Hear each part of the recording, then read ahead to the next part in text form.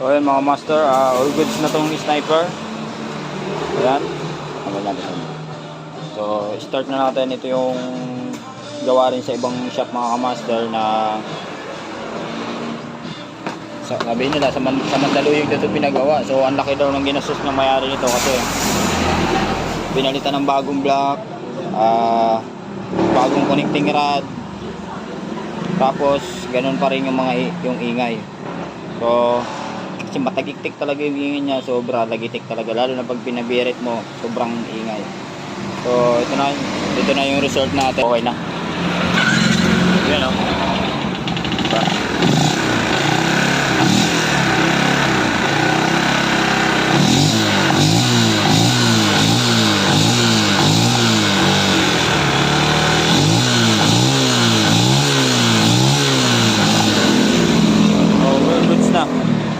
So, umandar na yan. Ayan.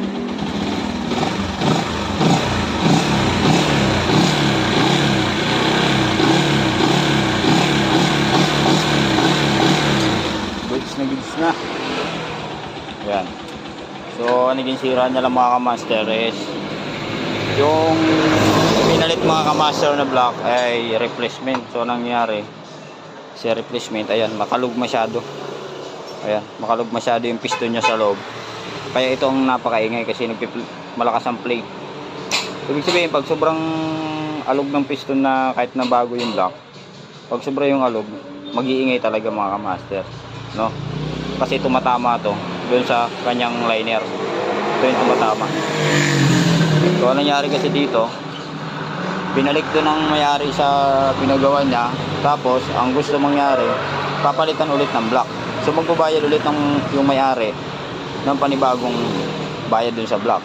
So since nagaling naman sa kanila yung block, dapat wala na dapat ng babayaran yung may-ari. Isipin mo wala pang 1 month tapos ganun ulit, ganun ang nangyari, nag-ingay pa rin. So yan. Yan, kung may maririnig kayo na ayan, parang tumataguktok. So dito po yan sa kanyang clutch. Flat side po yan mga kamaster, yung maingay na yan. Yan, dito po yan sa gilid, sa gilid ng clutch. Yan. Yan, kung mapapansin nyo, nawawala yan.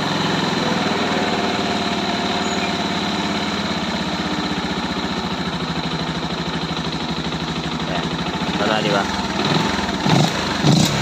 Kaya yan ang ano pa natin kasi low budget yung customer. So antayin natin yung customer bago natin ibalik yan, para kung gusto niya talaga ipatanggal yung ganong problema, yung para may tumatagupok pa.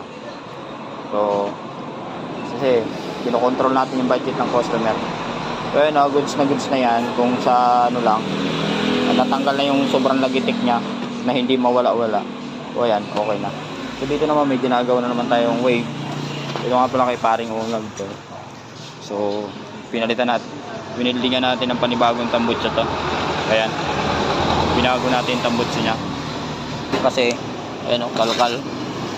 So uuwi kasi ito ng Bicol kaya pinapakondisyon. So itong mga papalitan natin dito, shock. So ayan, itong tambutso na palitan natin. So i-tune up na natin yan, ayusin natin talagang ano to, kakabitan din natin ng MDL yan at saka loud horn. So gagawin talaga natin yan ng condition talaga.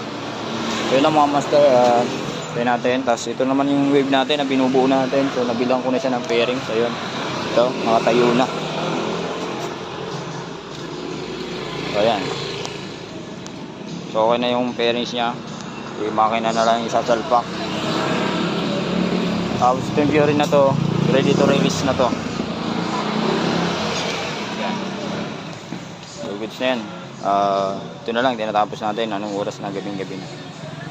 Ito lang, master, and good luck. And maraming salamat sa inyong solid support.